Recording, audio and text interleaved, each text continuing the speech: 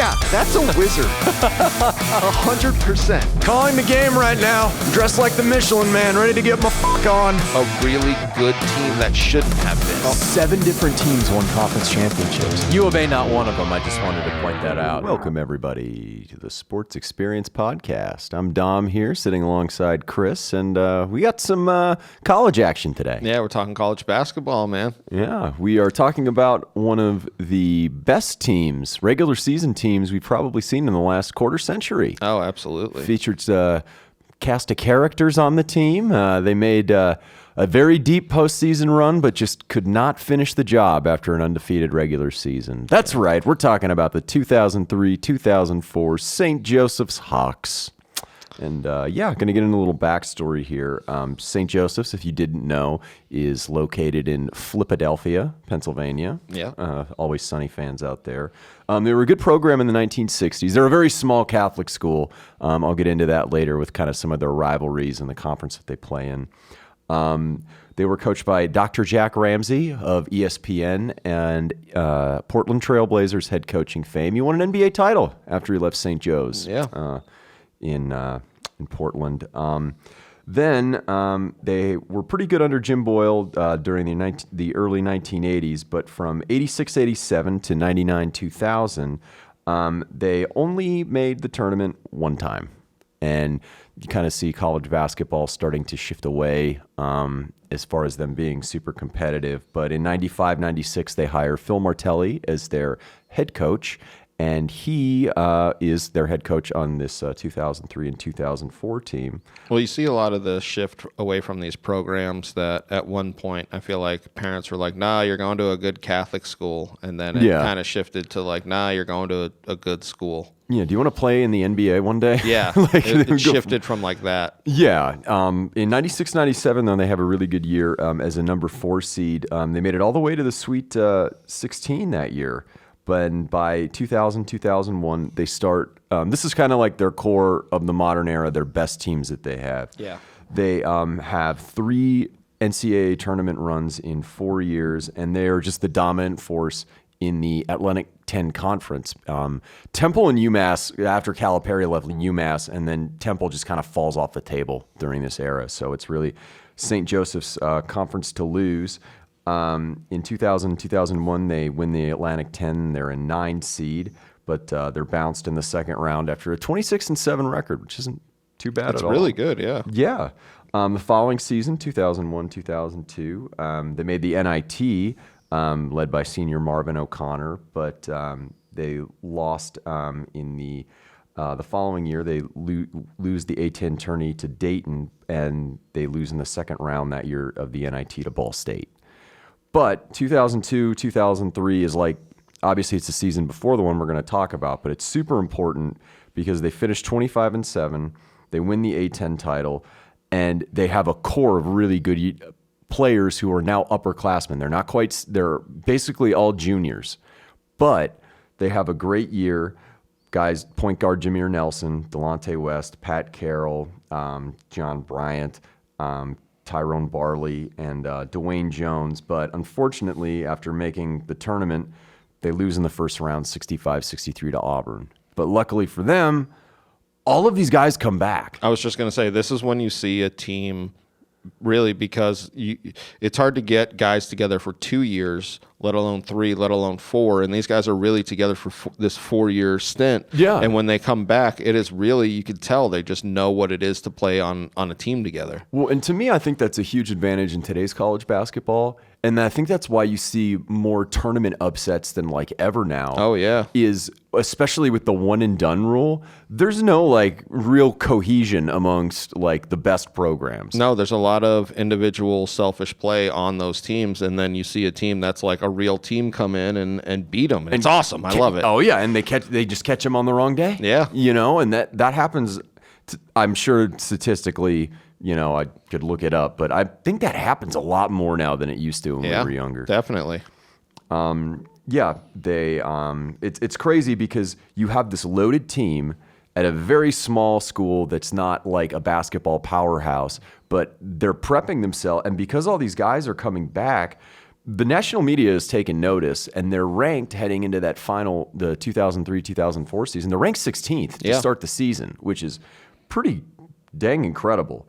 Well, just for this team in this small conference, like that's because we were talking about, we really see the shift away from these small conferences even getting any love. So it's being 16th coming in. Yeah, and they start the year off, ranked 16, 17 in another poll.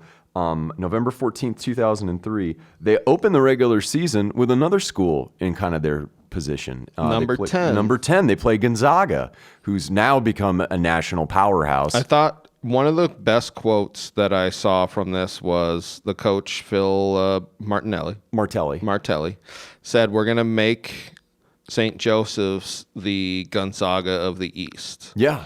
And he did not do that, but it was... When you have 3 future NBAers on your roster, though, you have a good chance of having a good season. He was trying to build this hype for this team, and they go in right away and beat a number 10 Gonzaga, and you see, like, Adam Morrison was on that team.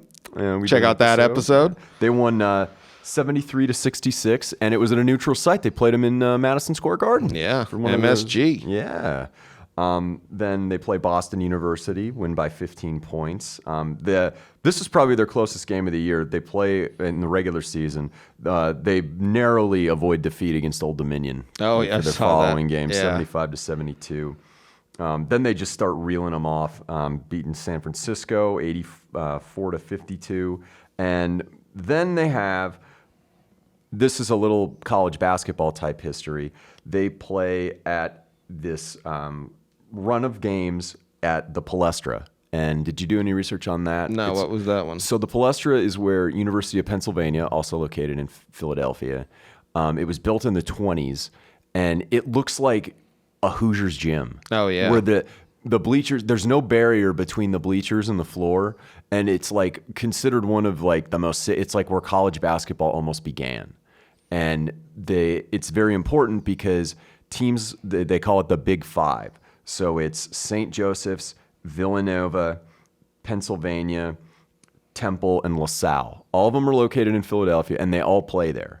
They all have their own like home courts, like St. Joseph's is called Hagan Arena. But this court is so important that they take games and they play it almost like a neutral site. Yeah. Yeah, they beat Penn at the Palestra. Then they beat Boston College by 10. So they're beating Big East teams. Yep. And by this point, they're ranked 12. You know, granted, you still have the Dukes and the Stanford. Stanford was undefeated for a lot of this season, too. But they just keep reeling them off. They beat Drexel, also another Philadelphia school, by 22. Then they play USC in December, and they at a neutral site, and they end up beating them 59-57. So they keep reeling them off. Pacific that year made the tournament. They beat them by 18. And then beat Delaware December 30th, 2003 by 20 points. And they're 10-0, and now they're ranked 10th. I mean, they're just reeling them off. And Nelson is playing amazing. I was just going to say, Jameer Nelson has been like, in this season, you see him as their point guard just like dominating. And he's listed as 6 feet tall. I'm 5'10 and a half. That's probably closer to what, but he played so big. Yeah, no, seriously. And the cool thing about this team, I don't know if you had seen from any of the games, they were very small. Yes. They really almost at every position. Yeah, almost at every position, except Dwayne Jones, their center, was 6'11". Yep. But they would roll out lots of lineups with 4 guards. They were an excellent shooting team. Their starting 4 of their starting 5, obviously the guards, they finished the year at above 50% shooting from the field and over 40 from 3-point range. Well, I felt like they were knowledgeable enough as a team to where they could go small when it was beneficial, and a lot of teams just couldn't match up against it. Yeah, they couldn't match up against the speed, and they played pressure defense. Yep. Like they made you fight for every inch on that court as far as bringing the ball down. But they're 10-0. Before Atlantic 10 play. So everything's kind of shaking out like most people think, though. You know, like, do they think they'll finish the conference season without a loss? Probably, maybe 1 or 2. Yeah. But they're definitely looking at this as a top 10 team right away.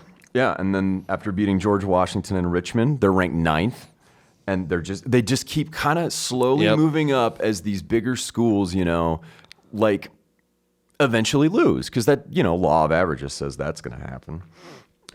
Beating Duquesne and Pittsburgh, and then they go to the Bronx and beat Fordham 79-35. I know, that one was pretty ridiculous. Like, that's what's so crazy is their team, they were so good on offense and defense. They had over 10-point differential. Well, that's what I mean. They were a real team coming back together and having this, understanding with each other. This is probably one of the last teams that's existed that had something like that. Yeah. That had the kind of cohesion and the veteran leadership and everything else like that. But yeah, 44 points. Didn't you say your uncle coached there? Yeah, my uncle coached assistant coach for Fordham for like a decade and then head coach for 1 year. Oh, wow. Yeah. That's pretty cool. Back in like the 90s, so. Nice. Yeah, he said head coaching was the worst position ever and it was a huge mistake, so. Oh. Yeah.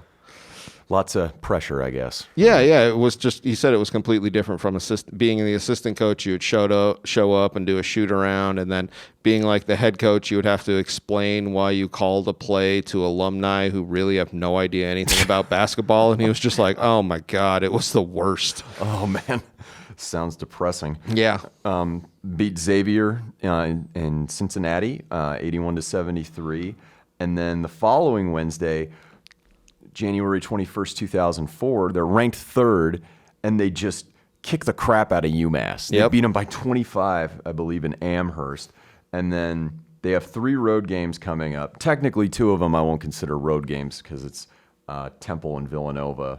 But they beat St. Bonaventure, beat Temple, beat Villanova, and scored 114 against LaSalle, or against St. Bonaventure in the second matchup. Which is pretty ridiculous in a college game. Like, to go over 100 is ridiculous. To break 80 is tough. I mean, scoring more than that. They were just draining threes all night. And then they beat LaSalle by 26 at the Palestra, and then Dayton by 14. And then Valentine's Day, they win against Rhode Island, and they move up to number 2.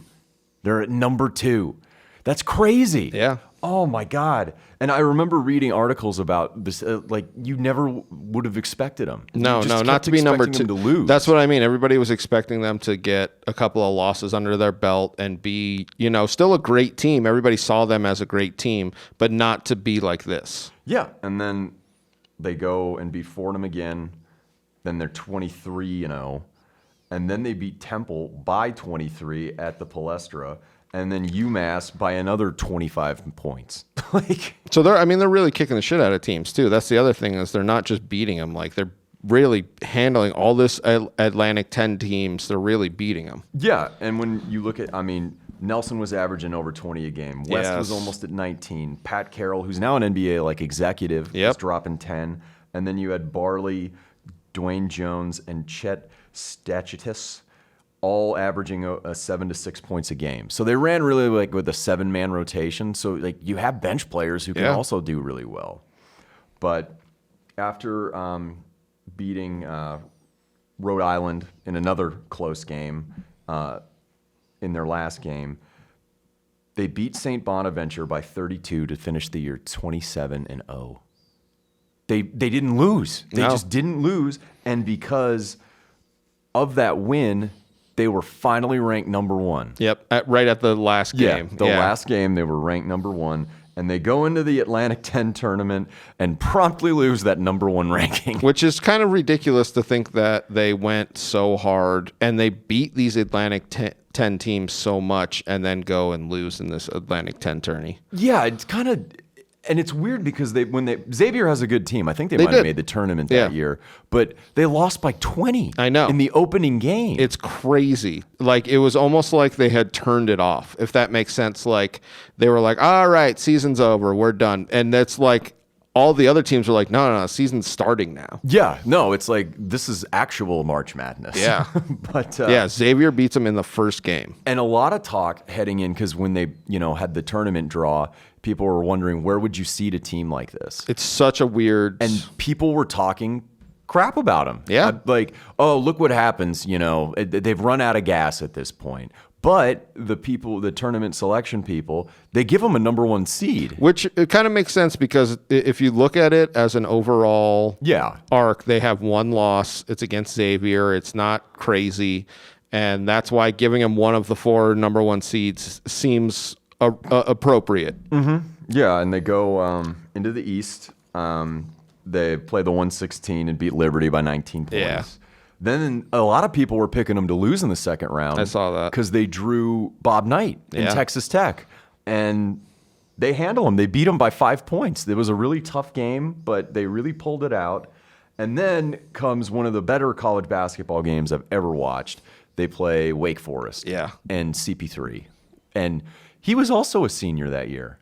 Like, he stayed for all 4 years. Yeah. Was it his senior year, too? Mm-hmm. Oh, man, that's interesting. Yeah, and it's a back-and-forth game. Wake Forest is really good. They're ranked 4th. Like, Wake Forest is ranked 4th overall. Yeah.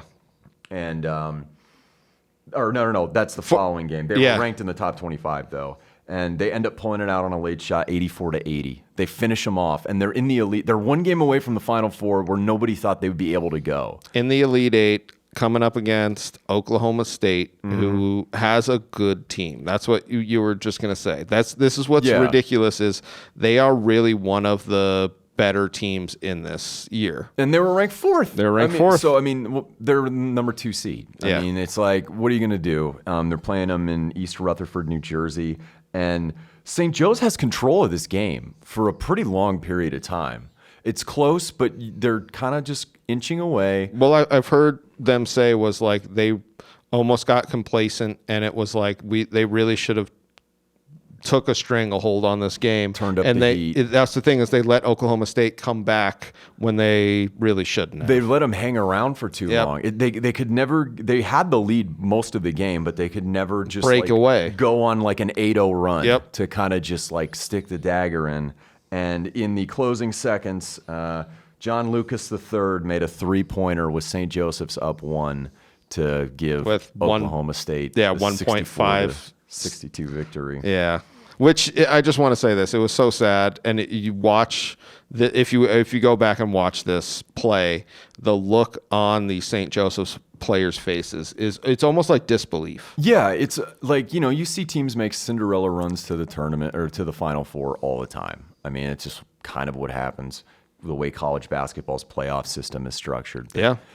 They were so good and so dominant, and throughout the entire year, people were talking crap. The only ranked team they played in the regular season was Gonzaga. I thought that was interesting because I remember this when it was happening, and that's not something that I would have, you know what I mean? I never would have said that. I would have been like, no, they definitely played more ranked teams than literally just their first game. That was something else that was ridiculous. So yeah, but even when the tournament started, as the road got harder with teams like Texas Tech and Wake Forest, you're like, no, they're capable of beating these quality teams. Yeah.